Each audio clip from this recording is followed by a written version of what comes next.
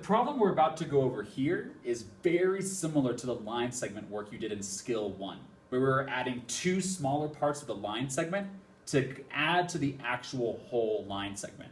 The trickier part with angles is how to name the parts that are adding up to the whole. So that's what we're really going to try and focus on, as well as helping us with the math. So visually, I see the whole angle here, and I see a line splitting it up into 2 parts. I see this angle, which we're going to call the green angle, and we see this angle over here, which I'm going to call the blue angle. Okay? Now, the green angle and the blue angle, those 2 smaller parts, are going to equal the entire space, the entire angle there. So that's what we're still going to be looking for. 2 parts adding together to equal a whole. We need the 2 parts, we need the whole. So to get our 2 parts, we need to figure out what 3 letters will you use to name the green section, to name the blue section, and to name the entire angle. When we need to name the green section, always start at the vertex, which is right, if you're literally touching that green angle, it's gonna be the closest point to it, V. And that's always going to be your letter that goes in the middle.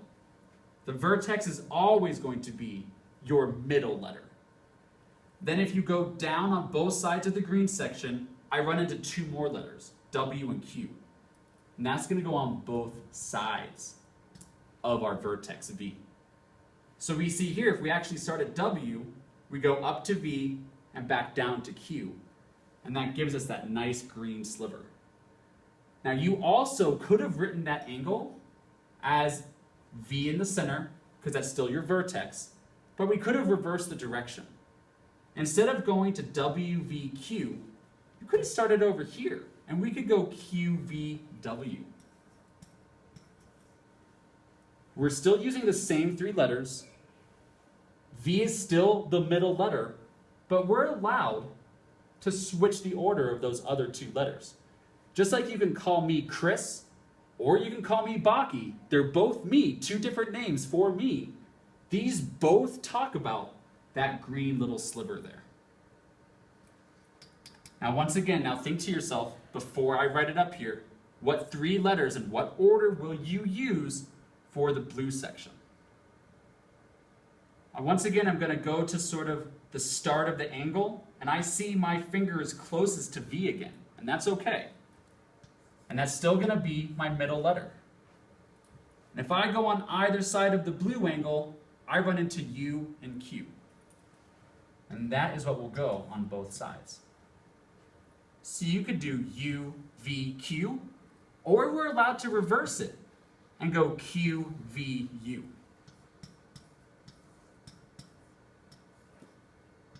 Let's make that a little more obvious. That's a nice big old V. Once again, the vertex is the same. You're allowed to switch the order of the first and third letter, as long as the middle letter stays the same. So we have our 2 smaller parts. Now we need the 3 letters that will add up to the whole. Once again, I'm going to go put my finger close to it, and I see once again V is going to be my middle letter vertex. And I'm going to go on the outside of both angles, and I'm going to hit U and go down to W. And that's what will surround the V. U, V, W. We're also allowed to go the other direction though.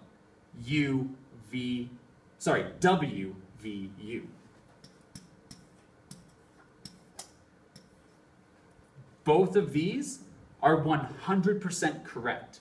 You're allowed to switch the first and third as long as that middle letter, the vertex, is the same. Now we can go to our given information and start actually solving for the missing values. I know the naming of angles can be tough, but that's probably one of the more important parts of making sense of our angles. So let's see if we have WVQ. I don't see WVQ up here. I wonder if they use the other name, QVW. That's what I see they gave me. But I know these are the same names. So I'm going to use 29 for my first part. And now I'm going to search, did they give me UVQ. Oh, in this case, they did. They're telling me to find UVQ. So we're going to use our good old variable, I always like x, and we're going to equal angle UVW. Looks like we already named that one nicely, which we got at 94. Now pause the video, take a second, let's go ahead and solve for the missing part on your own. Let's see if you were correct. We should be subtracting 29 from both sides. So x will equal, can't do 4 minus 9, so we'll borrow from the 9. 14 minus 9 is going to give us 5. 8 minus 2 will give us 6. So our answer is 65 degrees.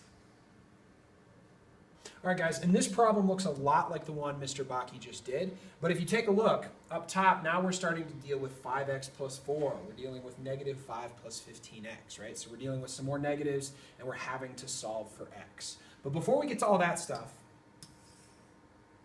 I want to take a look down here. Do we need any of those numbers to write out our sentence using our angles? Because I don't think we do, okay? If we take a look at the two parts that make up the whole, one of those parts is this angle here, and the other part is this angle over here. Okay, so we're going to start by naming the parts, and we're going to start by, with the green part. Okay, so this angle here, same way Mr. Bakke named it before, is angle. Okay, and J is always going to be in the middle. We're going to either go KJS or SJK. We're going to name this angle how we would draw it, right? So we're going to start here and go this way, or the other way. Okay, I'm going to name it KJS. Same thing with the pink angle. That's our other part, okay? And that uses point S, point J, point I, or we can go the other way, IJS. Okay? So those are the two parts, right? And we talked about this with the McDonald's problem, right? When we add together the two parts, it's going to give us the whole, okay? And in this problem, the whole is the whole angle, okay, which starts at K and it goes over to I. And it uses the same vertex at point J, okay? So we've got the green angle plus the pink angle adds up to the whole angle, okay? And that's what we use, that's what we wrote using our geometry language, okay? This is not difficult math. Make sure that the way that we write things isn't bogging you down and isn't confusing you. Okay, so now we need to take a look at what's at the top. So same thing as before, we need to take these things and we need to substitute them into our equation somewhere. Okay, so when I look up here, the first thing that I see is IJS. Okay, down here I wrote IJS in pink. And it's telling us that IJS is 5x plus 4. Okay, next thing it gives us is SJK. When I look down here, I don't actually see SJK, but I do see the flip, right? Here's SJK. So KJS is actually the same angle. So I'm going to grab the green, okay? SJK is negative 5 plus 15x. Okay, and then the last thing it gives us is IJK, which is 179 degrees. We're going to use the same plus sign in our equation. We're going to use the same equal sign. And now we just have to solve. Okay, so pause the video, take a minute, and solve this one for x. All right, cool. We're going to keep moving. Let's see. Next thing we have to do is combine our like terms. Okay, 15x plus 5x is a total of 20x. Negative 5 plus 4. Think with your number line on this one. We start at negative 5. We come up towards 0, 4 units. It's going to leave us with negative 1. And on the other side of the equal sign, we still have 179. All right, so we end up with an equation that looks like this. All right, to finish this thing off, get rid of the faraway friend.